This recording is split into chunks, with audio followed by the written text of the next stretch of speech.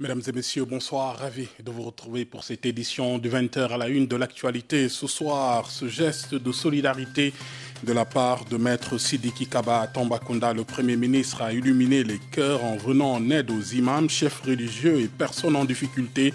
Un élan de générosité concrétisé par la distribution de kits alimentaires à plus de 4000 bénéficiaires. Et puis ce soir, nous vous emmenons dans les coulisses d'un projet d'envergure, la majestueuse tour de la RTS.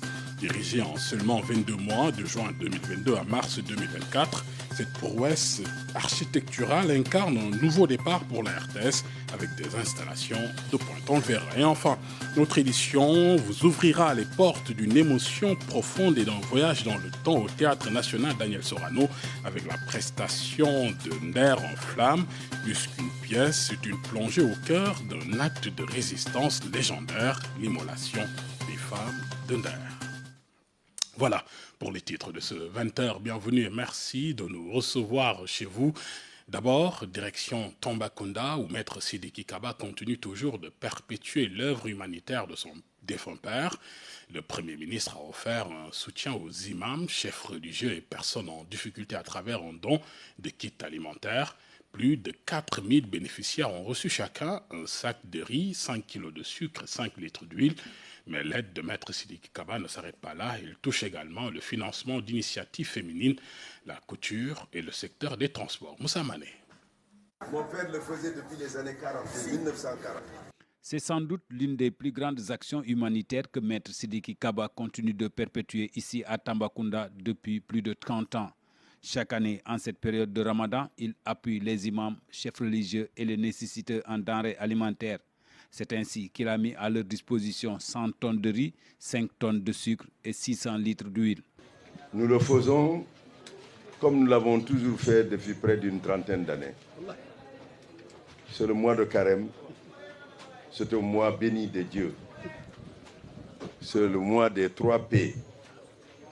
La piété, le partage, le pardon. C'est pourquoi je demande à tous le pardon. Et je demande à tous de me pardonner aussi. Et je prie le bon Dieu que les prières que nous ferons cette année pour le mois de Carême, que Dieu les accepte. Venus des 4 coins de Tambacounda, ce sont plus de 400 personnes qui ont bénéficié de cet appui en denrées alimentaires. Ainsi, pour chaque bénéficiaire, le Premier ministre Maître Sidiki Kaba a offert un kit composé d'un sac de riz, de 5 kg de sucre, 5 litres d'huile. Très heureux, les bénéficiaires ont vivement remercié le bienfaiteur. Moom fi nekk tey ci Sénégal Premier ministre loolu la ñu ñaanoon Yàlla. Nous avons toujours prié pour vous. Dieu merci. Nos prières ont été exaucées. Aujourd'hui, vous êtes devenu Premier ministre. Vous êtes un homme de confiance du président Macky Sall. Vraiment, nous tenons à le remercier. Moom tamit amul loo xam ne lu mu defalul président. Tous les imams sont venus répondre à votre appel. ñu ngi sant Yàlla bu baax nag. ñu ngi sant président. Au-delà des dons en denrées alimentaires durant le mois de Ramadan, le Dougoutigui s'investit aussi dans la construction et la réfection des mosquées ainsi que des morgues. Maître Sidiki Kaba a très tôt compris qu'en changeant les conditions de vie et d'épanouissement des femmes de Tambacounda, on augmente le niveau de vie des ménages. C'est ainsi qu'il a initié différentes actions en leur faveur, à l'image de ce centre multifonctionnel pour la formation des femmes et des jeunes. Oui, Sidiki Kaba, on ne finit jamais de le remercier assez. Donc c'est quelqu'un c'est un don de Dieu qui est venu ici à Tambacounda et qui appuie beaucoup les femmes de Tambacounda, surtout du côté du développement et du côté du financement. On a aussi un centre qui est la centre Adessor. Il y a les jeunes filles qui sont là-bas, qui suivent une formation de 9 mois. Après la formation, ces jeunes filles bénéficient d'un diplôme qui est connu internationalement. Donc il est là vraiment à accompagner les femmes de Tambacounda dans beaucoup de domaines.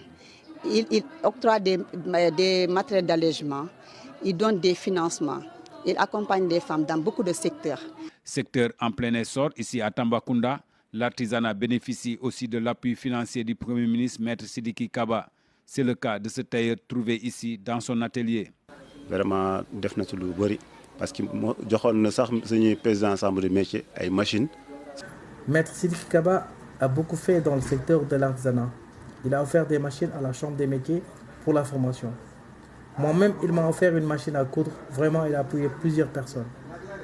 Def na fi lu rëy parce que lu muy def ci Tamba wax dëgg yàlla kenn mënu ko compter quoi. Stationnés au niveau de leur arrêt, certains de ces jeunes ont reçu des mains du bienfaiteur des motos Jakarta et des tricycles. Aujourd'hui, grâce aux revenus tirés du transport, ces jeunes arrivent à participer financièrement dans l'épanouissement de leur famille. Moi, je suis bénéficiaire des motos. Grâce à ces motos, je me débrouille, je gère mes problèmes et je gère tout, quoi. On lui dit merci. Je suis en train de faire pour la charge de la famille, ça règle les problèmes, ça règle la dépense, tout. La scolarité des petits, et beaucoup de choses, quoi. Malgré son agenda lié à ses fonctions de Premier ministre, il a tenu à être présent durant cette cérémonie, mais aussi pour être en contact avec les populations, pour recueillir ainsi leurs préoccupations en vue de trouver des solutions durables. Le Premier ministre, Maître Sidiki Kaba, qui offre donc des kits alimentaires à plus de 400 bénéficiaires à Tamba. On reste à Tambacounda, où dans les foyers de la communauté soninké, le rituel de rupture du jeûne prend une saveur unique avec la traditionnelle bouillie de céréales, une symphonie de goût où riz, maïs, sorgho et mil se rencontrent dans le sombi. Chez Mariam Sungona, cette coutume est célébrée avec ferveur. La bouillie n'est pas seulement un mets, mais un véritable pont entre tradition et partage. C'est un reportage de Thiorodia. 18h chez Mariam Sungona à Tambacounda. Dans sa cuisine, 2 marmites sur le feu. L'une remplie de kenkeliba avec du goé, du cèpe et du ngungun. L'autre, d'eau chaude qui bout avec du cèpe. Chez les soninké, la céréale est utilisée à l'état naturel pour faire de la bouillie de riz.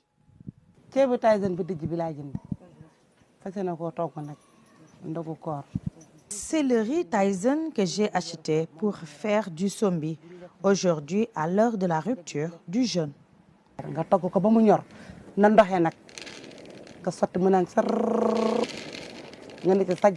Après avoir lavé le riz 3 à 4 fois, la céréale est versée dans la marmite. Le temps de la cuisson va durer 1 heure maximum. Le sombi est prêt à être consommé. On attend seulement l'appel du muezzin pour prendre d'abord le kenkeliba et les dattes. Pour agrémenter la bouillie de riz, appelée encore sombi en wolof, on fait le mélange avec de la vanille, du sucre et du lait caillé. Machallah, c'est vraiment succulent. La bouillie de riz, encore appelée sombi, est naturelle, sans colorant ni produits chimiques. Pendant une semaine, sombi bi lañu tégal chaque jour nga nan ko. Moi, je suis soninké. Je vous dis, le produit fini que j'ai là entre les mains doit être épais et très léger pour la digestion. Chez les soninké, on peut parler d'enracinement et d'ouverture en matière de culture. Car à l'heure de la rupture, la bouillie est bien présente, de même que le pain, de la pâtisserie et même le tchéboujen. Alors que le mois de Ramadan bat son plein, le marché Boucotte de Ziguinchor s'anime d'un esprit de préparation intense. Les commerçants redoublent d'efforts pour garnir les étals des denrées essentielles, anticipant les besoins des fidèles en quête de provisions. Mais cette effervescence cache une préoccupation majeure, la pénurie de poulet qui frappe de nombreuses cantines. Mariam Abamgoa. Au marché Saint-Maur des Fossés de Ziguinchor, oignons, pommes de terre et autres produits de consommation ornent le décor. Oumouniaï est venue faire ses achats en cette matinée de Ramadan. Elle trouve le marché bien approvisionné, mais une légère hausse est notée sur les prix de certaines denrées. Oignons, il y en a beaucoup. Les légumes aussi sont là. Le marché est bien garni. Le sucre, par contre, est cher. S'il pouvait diminuer le prix du lait, du sucre et l'huile aussi, c'est ce que nous demandons. Des propos que ces commerçants confirment. Tout est là, oignons, pommes de terre. Nous n'avons rien ajouté sur les prix. sauf le prix de l'huile. Le sucre, avant le ramadan, était à 29 500, le sac de 50 kg. Le lait, à 59 000. 59 000. À 2 cantines de là, Asiatouba fait la queue pour se procurer 2 kg de cuisses de poulet. C'est en rupture en ce moment. Le prix, par contre, a augmenté un peu. Le poulet, en ce début de ramadan, est en rupture sur le marché. Il n'y a pas de poulet sur le marché. Vous voyez, mes congélateurs sont vides. Je ne vends que des cuisses de poulet actuellement. Et il n'y en a pas beaucoup. Les dates, très prisées par les consommateurs, surtout pour la rupture du jeûne, sont presque sur tous les étals. Aliou Baldé, revendeur, a fini de faire le plein. Présentement, ce n'est pas manqué. Il y en a un peu. Il y a tous les prix. Avec le démarrage du ramadan, les denrées de première nécessité et autres produits de consommation manquent parfois sur le marché. À Ziguinchor, les magasins et revendeurs s'approvisionnent pour rassurer les consommateurs. Toutefois, le poulet, la viande la plus prisée par les ménagères, se fait rare. De juin 2022 à mars 2024, un rêve architectural a pris forme sous nos yeux. La nouvelle tour de la RTS s'est élevée, marquant le ciel de sa présence imposante. Ce projet titanesque, achevé en 22 mois de travaux acharnés, transforme désormais le paysage urbain. Avec ses espaces conçus pour stimuler la créativité et le dynamisme, cette tour se veut le nouveau cœur battant de la RTS. Ce soir, focus sur le processus de construction de l'édifice, et c'est avec Lamine Touré.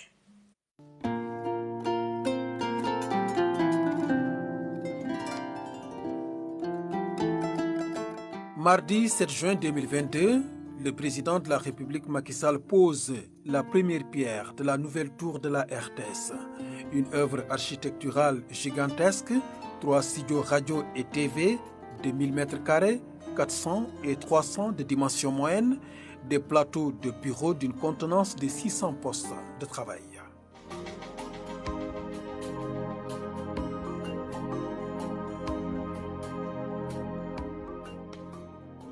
Premier coup de pioche, après le lancement des travaux par le chef de l'État, la compagnie sahélienne d'entreprise et ses concessionnaires commencent les grosses œuvres du bâtiment. Les équipes tournent 24 heures sur 24.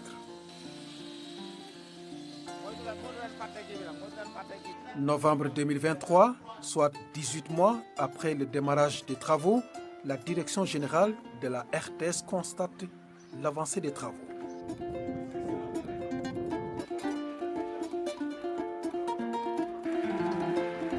Le personnel va suivre l'appropriation de ce bijou architectural est en marche. 2 février 2024, le travail de base est finalisé. La tour de la RTS s'affiche en grand dans le ciel dakarois. La radiodiffusion télévision sénégalaise s'offre le plaisir d'accueillir les candidats à l'élection présidentielle dans ces nouveaux locaux réhabilités pour ce qui est de son ancien bâtiment. Le 20 mars 2024, le président de la République Macky Sall va procéder à la réception officielle de la tour de la radiodiffusion télévision sénégalaise.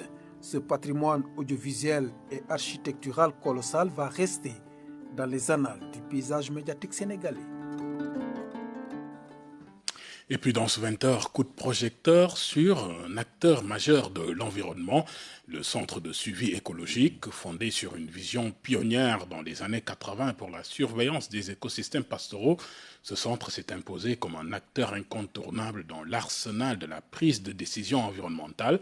Et avec le soutien financier du ministère de l'Environnement et une reconnaissance internationale, il représente un maillon essentiel de notre stratégie écologique. Lamine Touré nous plonge au cœur de cette institution. Voici son reportage. Des antennes paraboliques disposées à recueillir des données satellitaires ou encore des drones pour des vols de reconnaissance et de collecte de renseignements, des innovations techniques acquises aujourd'hui par le Centre de suivi écologique dans sa mission d'appui stratégique au développement des États africains. Le Centre de suivi écologique est né d'un projet de surveillance des écosystèmes pastoraux en 1986 avec l'appui du Bureau des Nations Unies pour la région soudano-sahélienne, l'UNSO. Après quelques années de sécheresse, en 1970 et 1982. Et depuis sa création, le centre s'est spécialisé dans le domaine de la technologie géospatiale. La collecte, le traitement et la mise à disposition des informations utiles aux décideurs politiques se font par le canal d'une expertise avérée. Ici se côtoient chercheurs, universitaires et étudiants de la sous-région. Le centre de suivi écologique aujourd'hui, c'est une centaine de personnes de diverses nationalités qui travaillent actuellement en tout cas et qui nous aident au quotidien dans la mise en œuvre des projets et programmes du centre de suivi écologique. En plus de ce personnel-là, nous accueillons des stagiaires au niveau national, mais aussi des stagiaires qui nous viennent des universités au niveau international. Le centre de suivi écologique est donc dans la veille environnementale avec des outils technologiques de dernière génération. Son importance n'est plus à démontrer puisqu'en 1997, le CSE obtient le statut d'association d'utilité publique délivré par l'État du Sénégal. Autrement dit, ici, la recherche et développement constitue une priorité absolue, faite de manière inclusive avec la base. La plupart des projets de recherche que nous menons, notamment des projets sur l'agroforesterie par exemple, on ne peut pas les faire sans les paysans ou pour les paysans. D'ailleurs, c'est pour ces raisons que quand on fait les montages de projets de recherche, généralement pour éviter de développer les outils et après de les déplacer vers les producteurs, on les associe au montage des projets pour qu'on sache c'est quoi leurs besoins, qu'ils puissent contribuer au développement, au montage même de ces projets de recherche-là, de sorte que les résultats puissent être adaptés à leurs besoins et voilà, qu'on puisse avoir la garantie que ces résultats de recherche pourront être utilisés pour appuyer le développement au niveau local. Au niveau régional, le centre de suivi écologique mène d'intenses réflexions avec 12 pays de la région sur la problématique des risques côtiers et autres défis qui s'opposent à ces entités étatiques. Nous sommes en train de mettre en place un observatoire régional du littoral africain qui va travailler sur des indicateurs que vous pouvez voir là, une quinzaine d'indicateurs qui sont identifiés et sur lesquels nous allons travailler pour avoir plus d'informations, des indicateurs sur les enjeux, donc en termes de densité humaine, en termes de bâti, occupation de l'espace, et aussi en termes d'aléas, l'érosion côtière, le trait de côte, comment ça évolue, les phénomènes de submersion, les phénomènes de pollution. Dans ce canevas d'action, la dimension évaluation environnementale n'est pas un reste et cela concerne la gouvernance dans le secteur, surtout le respect du code de l'environnement. Concrètement, ce que nous faisons, c'est surtout accompagner les projets et programmes de l'État ou bien alors de porteurs de projets privés en amont de la mise en œuvre de ces projets, en quoi faisant un peu en les aidant à faire l'évaluation environnementale et sociale de ces projets-là, voir quels peuvent être les impacts des activités sur l'environnement et sur le milieu humain. Un point essentiel dans un contexte de dérèglement climatique, le Centre de suivi écologique est accrédité depuis 2010 au Fonds d'adaptation, un des mécanismes de la Convention cadre des Nations Unies sur les changements climatiques. À quelques semaines de l'élection présidentielle au Sénégal, gros plan ce soir sur 2 terrains électoraux clés, Saint-Louis et Louga. Premier arrêt, la région de Louga, située entre les terres ancestrales du Nyambour et du Jolof. Avec son vaste territoire et une population électorale conséquente, Louga joue un rôle primordial dans le paysage politique sénégalais, nous dit Cheikh Mohamedou Bambagay. La région de Louga est la 8e région du Sénégal créée en 1976. En termes de superficie, elle fait partie des territoires les plus vastes du Sénégal avec 29 188 000 km². Sa population, d'après Indépendance, a doublé, voire triplé en quelques années et se chiffre en décembre 2023 à 1 127 119 habitants. La région comprend 3 départements, le département de Louga, le département de Linguère et le département de Kébémer, avec une population répartie entre le Njambour et le Jolof sur les terres du Ferlo. La population électorale fait 414 000 électeurs, 769 lieux de vote et 1142 bureaux de vote pour l'ensemble de la région. Le département de Kébémer compte 120 000 électeurs. Ensuite, le département de Linguère se chiffre à 118 000 électeurs.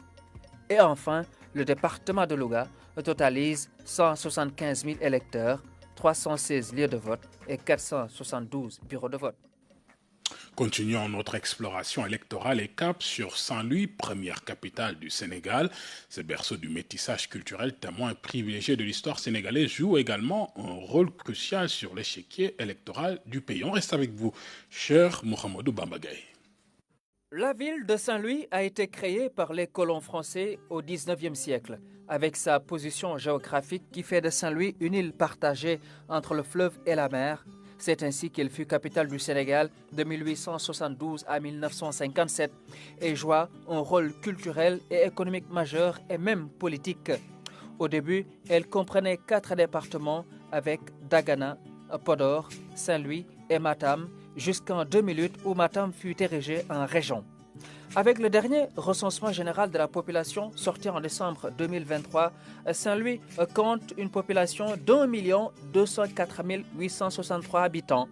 Et pour son poids électoral non négligeable, la région fait 504 000 électeurs, 485 lieux de vote et 1115 bureaux de vote. Le département de Saint-Louis totalise 162 000 électeurs, celui de Dagana 134 000 électeurs, et enfin, le vaste département de Podor dénombre au total 207 000 électeurs. Parlons économie avec cet ouvrage qui fait déjà parler de lui, le succès du Sénégal, un enjeu pour le devenir de l'Afrique et l'Europe, signé par le professeur Alénar Diop, ingénieur statisticien, et Yves Dalmont. Ce livre se présente comme une véritable boussole pour naviguer dans l'économie sénégalaise actuelle. On voit tout cela avec Aminata Mengefal. Le succès du Sénégal, un enjeu pour le devenir de l'Afrique et de l'Europe, un livre de 26 chapitres dans lequel les auteurs Alénar Diop et Yves Dalmont jettent un coup de projecteur sur l'ensemble des secteurs de l'économie sénégalaise. On a constaté que les chaires d'économie, de macroéconomie qu'on enseigne au niveau des universités sont trop théoriques et que ces théories n'apportent pas de solutions opérationnelles aux décideurs. Généralement, les conclusions issues des rapports des organisations internationales, ces conclusions-là n'étaient pas opérationnelles parce que ne décrivaient pas le quotidien économique, la structure du quotidien, comme le disait Fernand Braudel, et le jeu des échanges comme il se doit, en mettant en exergue les vrais acteurs de l'économie que sont les artisans qui évoluent dans le secteur informel, les fonctionnaires, comme on l'a dit, les agriculteurs qui sont dans les champs, les éleveurs et autres.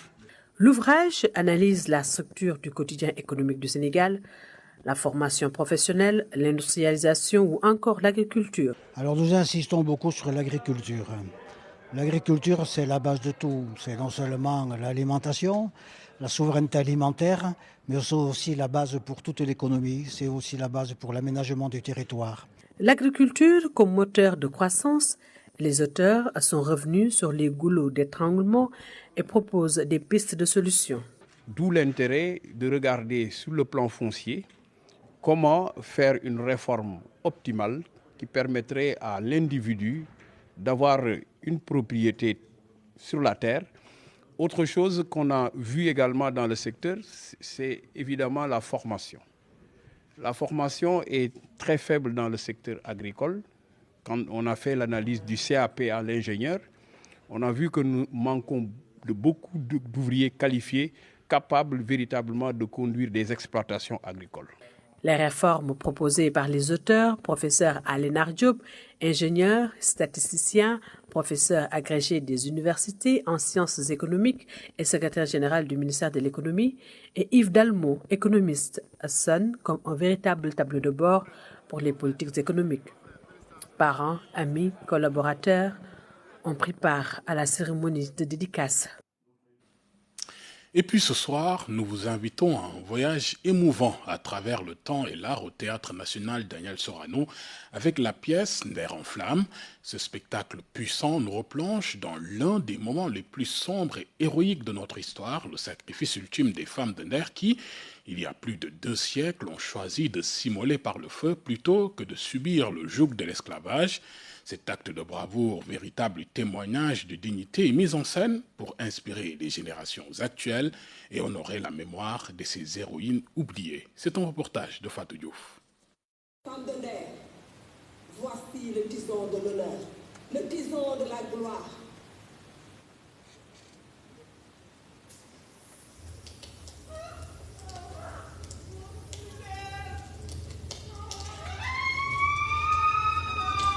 L'histoire s'est déroulée le 7 mars 1820, un mardi noir dans la capitale du Waalo, terre des reines Ndiambot Mbodj et Ndate Yalla. La Linguère Fatim Yamar et d'autres femmes décident de se brûler vives que de devenir captives des morts. Un acte de résistance pour dire non à l'esclavage.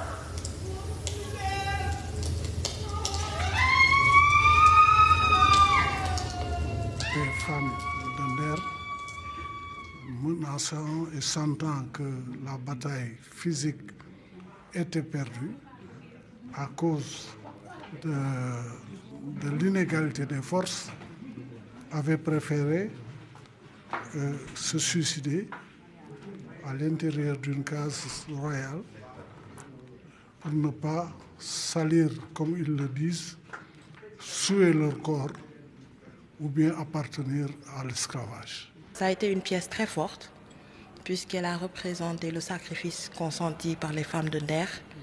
Donc personnellement, j'avais l'habitude d'écouter l'histoire racontée par ma grand-mère. Mais aujourd'hui, avec cette pièce de théâtre, j'ai vraiment senti l'histoire. Je l'ai vécue, je dirais, par transfert. Même si c'était une pièce de théâtre, ça a été vraiment un moment fort. Mise en scène, Nder en flamme nous replonge dans un passé glorieux de ces femmes puissantes du Waalo. Des figures d'inspiration qui prouvent que la femme sénégalaise a toujours occupé une place centrale dans la société. J'ai retenu de cette histoire que les femmes de Nder se sont sacrifiées pour tout un peuple, le peuple du Waalo. Qu'elles ont préféré partir dans la dignité que d'être asservies et réduites en esclaves. Qu'elles ont fait preuve d'honneur, de dignité, mais surtout de courage. Et ça, ce sont des valeurs qui doivent être transmises et enseignées aux plus jeunes, aux enfants, mais aussi et surtout aux femmes sénégalaises. Vous savez que l'histoire de Nder, ça s'est passé il y a plusieurs siècles. Donc, c'est la preuve que les femmes sénégalaises ont toujours occupé un rang important au sein de la société. On n'a jamais eu de problème d'émancipation. Donc, les femmes ont toujours été aux commandes, elles ont toujours décidé, elles ont toujours eu droit à la parole. Et je pense que c'est très important de mettre ça en lumière. À l'œuvre, 40 artistes de la troupe dramatique de Sorano et du ballet La Linguère. Un moment fort de théâtre pour célébrer les héroïnes de Nder. Nder en flamme, c'est une belle histoire qui montre en fait quelque part le courage des femmes, les femmes de Talata Nder. Mais cette histoire-là, il faut encore dire qu'on est en train de fêter la journée internationale de la femme le 8 mars. Mais nous, chez nous, ce n'est pas le 8 mars. Pour apporter un plaidoyer à nos Sénégalaises qui disent qu'aujourd'hui, non, pour nous, concernant notre histoire pour les femmes, non, ce n'est pas le 8 mars, mais Talata Nder qui montre le courage de nos femmes qui sont allées jusqu'à s'immoler dans une case. Mais quand même, ça, c'est une histoire. Parce que vous savez très bien qu'Nder en flamme est une partie de notre histoire qui célèbre la bravoure, qui célèbre la dignité des femmes sénégalaises, mais qui célèbre le refus, qui célèbre la résistance, mais qui célèbre également la résilience. Pour nous, dans le monde de la culture, on ne pouvait pas choisir une pièce qui pourrait ressembler à notre Sénégal, qui pourrait retracer notre histoire, qui pourrait en tout cas magnifier le rôle fondamental que joue la femme dans notre société. Nder en flamme est une version théâtrale de l'histoire de Nder, écrite par le dramaturge Alioune Badara Beye. Sa première adaptation scénique remonte en mai 1991 lors d'une soirée de gala où étaient présents Abdou Diouf et Abdoulaye Wade, anciens chefs d'État du Sénégal. Voilà, pour ce voyage émouvant à travers le temps avec la pièce théâtrale Nder en flammes. Pour finir, la LONASE octroie des véhicules 4x4 à ses représentants basés dans les régions. La remise symbolique des clés a eu lieu dans les locaux de la direction générale en présence du représentant des bénéficiaires. Ce dernier a promis au directeur général un bon suivi de cet acquis qui, selon lui, renforcera les acquis de la région et de la LONASE. Ousmane Doué.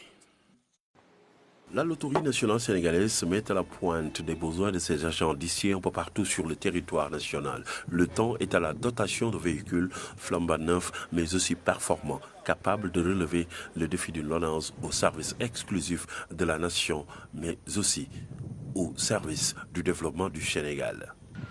Et renforcer également l'ensemble des agences et nouveaux bureaux qu'on a créés récemment à travers le Sénégal pour respecter l'équité territoriale. Et dans ce cadre, nous avons acquis une douzaine de véhicules de marque Toyota Pickup Illus afin de renforcer le déplacement et le déploiement dans tout le Sénégal. L'équité territoriale également va dans le sens de renforcer ces dites structures, nouvellement créées certaines et d'autres qui sont là et qui doivent changer de véhicule. Réceptionner, c'est une chose, mais aussi prendre soin en est une autre. À ce titre, que dire? C'est notre outil de travail, donc on a conscience de cela et vraiment ces véhicules, on va les entretenir et là il n'y a pas de problème, Inch'Allah. On voudrait rassurer le directeur général que on suivra les instructions comme il l'a demandé et c'est vraiment sans problème.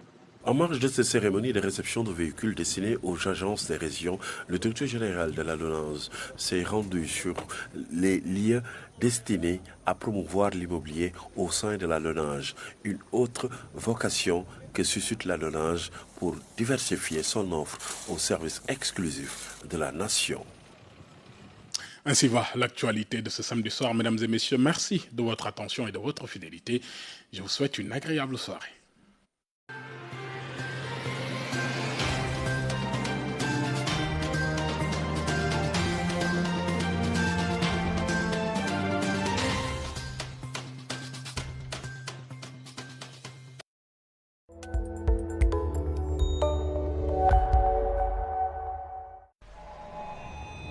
Êtes-vous prêt à redécouvrir la magie intense d'un produit d'exception? Une seule goutte pour prendre le contrôle de votre cuisine. Des arômes, du goût et des saveurs incomparables. Faites gronder le tonnerre qui sommeille en vous et réveillez-vous en chef cuisinier.